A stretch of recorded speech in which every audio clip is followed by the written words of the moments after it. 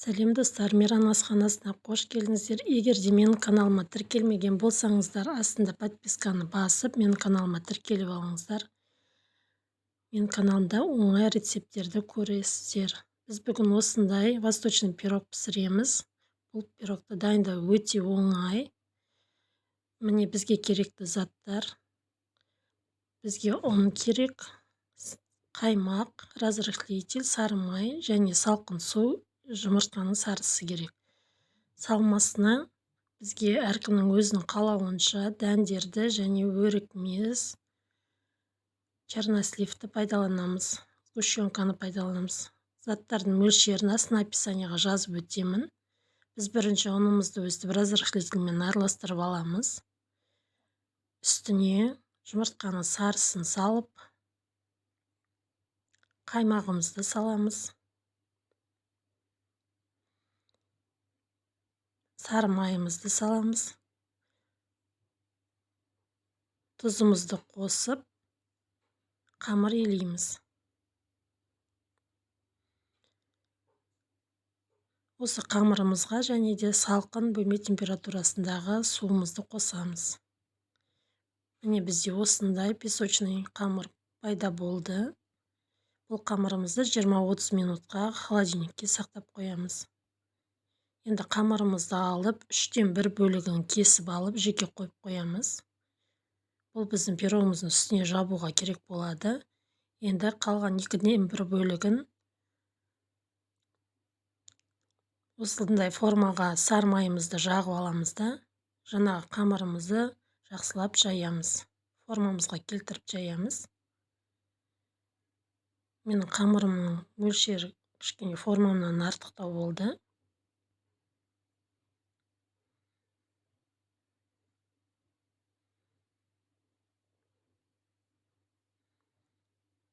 Міне май жағылған формамызға өстіп қамырымызды саламыз.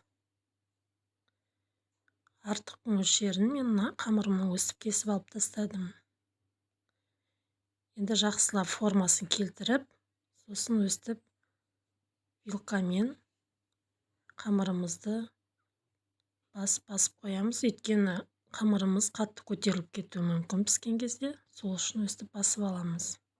Жан-жағын өстіп әдемілік үшін басып қоямыз қамырды.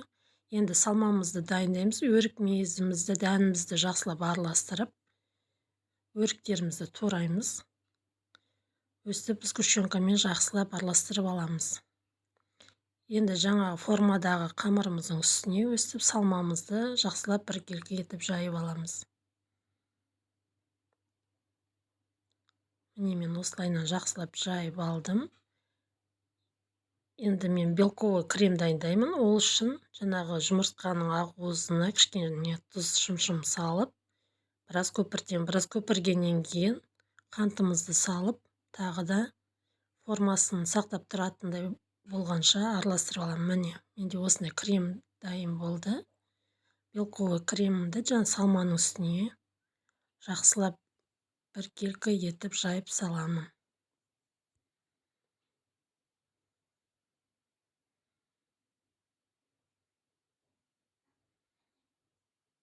Өсіп жан-жағына бәріне жеткізіп саласыздар креміңізді. Енді жаңағы жеке алып қойған қамырымызды өсіп жұқалап жаямыз. Оны жаңа белковый кремнің үстінен аса қатты баспай өстіп қоямыз да. Менде артық қой қамыр, сондықтан тағы да алып тастадым. Формам кішірек. Міне енді осы қамырдың үстіне бір жұмыртқаның сары уызын сүтпен араластырып өстіп жақтым да, үстіне кунжут септім. 180 градуста 30 минутта пісірдім. Міне менде осындай қатты көтеріліп тұр пирогым. Қазір бір 30 минут қойып алғаннан кейін басылып қалады. Бөлме температурасында өстіп суытып аласыздар. Міне енді кессеңіздер осындай, міне арасында осындай салмамызда белковый кремімізде әдемі болып көрінеді. Міне біздің пирогымыз өте дәмді болып шықты. Ас болсын.